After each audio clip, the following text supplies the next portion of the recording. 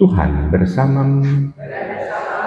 Inilah Injil suci menurut Santo Matius.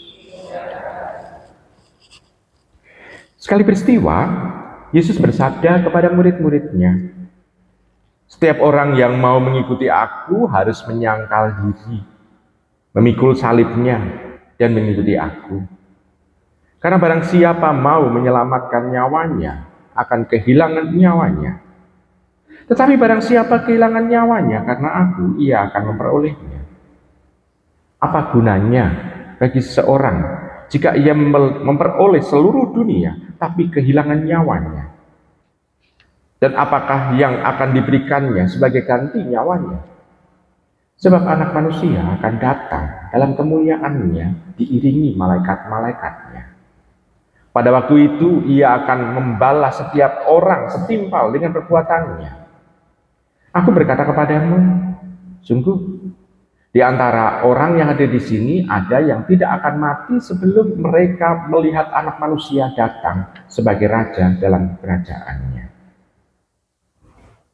Demikianlah sabda Tuhan. Ibu, Bapak, Saudari, terkasih dalam Tuhan, dalam bacaan Injil di sana mau ditegaskan kembali sebetulnya mengenai tujuan hidup di dunia ini.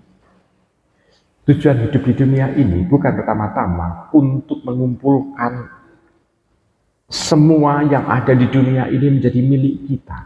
Bukan. Memang dunia ini diciptakan oleh Allah untuk kehidupan kita. Tetapi tidak semata-mata untuk kita kuasai semuanya demi untuk kesenangan dan kenyamanan kita. Tuhan mengingatkan kembali kepada kita bahwa ada yang lebih mulia, yakni Dia sendiri, Allah sendiri. Dia sebagai yang pencipta. Lalu juga diingatkan kembali sebetulnya di bacaan Injil ini adalah kita, manusia, adalah satu-satunya makhluk yang mau untuk mencari dan menemukan Sang Pencipta. Semua di dunia ini adalah ciptaan Allah. Namun yang mencari penciptanya ini hanya manusia. Kita tahu hewan bisa berinteraksi dengan manusia, bisa. Ambil contoh misalnya anjing, bisa jegok segala macam itu untuk memanggil pemiliknya.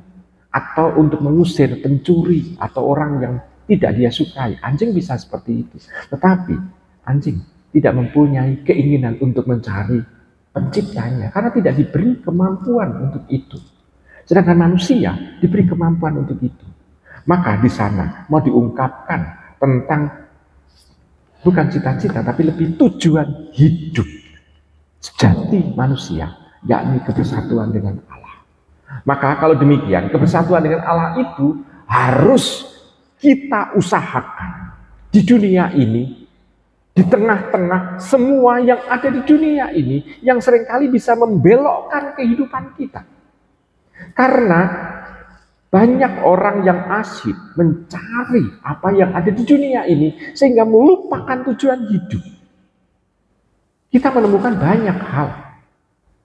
Ada orang yang hanya kamuflase saja. Dia seolah-olah mencari mencari Allah, namun senyatanya dia justru mencari apa yang ada di dunia saja. Contoh misalnya, kita bisa melihat kalau ada orang yang bangga menyebut nama baptisnya misalnya. Tetapi kita bisa melihat hidupnya misalnya korupsi misalnya. Dia kan bisa memperlihatkan bahwa dia bangga sebagai orang Katolik. Tetapi tindakannya justru dia tidak mencari Allah. Katanya Allah sudah ditemukan, tetapi tidak dihidupinya. Nah, di sini kita bisa melihat ada macam-macam cara orang dalam bertindak.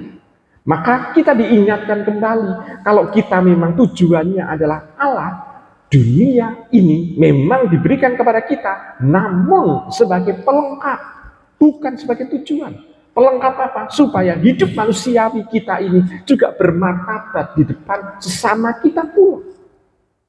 Sedangkan kalau di depan Allah, martabat itu tidak dilihat dari kaya atau tidaknya orang.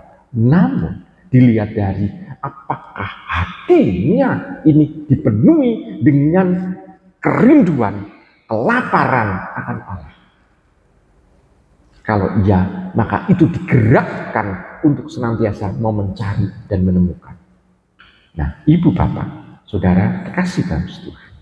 Pendek kata sebetulnya mau diperlihatkan bahwa memang hal-hal duniawi ini baik adanya untuk kita.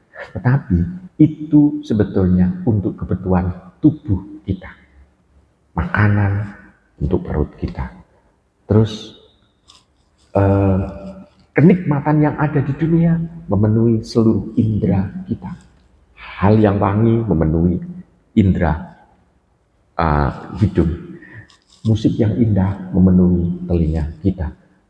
Hal-hal yang gemerlap di dunia, mata kita. Pendek kata, semua indera membutuhkan itu dan dipenuhi di dunia ini. Namun hati kita itu seringkali kurang kita perhatikan. Nah, kalau demikian kita diingatkan kembali. Mari ibu bapak, biarlah dunia ini memenuhi seluruh indrawi kita. Namun hati kita harus kita perhatikan. Apa yang harus kita cari? Apa yang harus kita manfaatkan? Bisakah dunia ini untuk juga memenuhi hati kita? Jawabannya belum cukup. Yang bisa mencukupkan kita hanyalah Allah sendiri. Maka mari kita mencoba untuk menemukan Allah dalam kehidupan di dunia ini. Selamat merenungkan.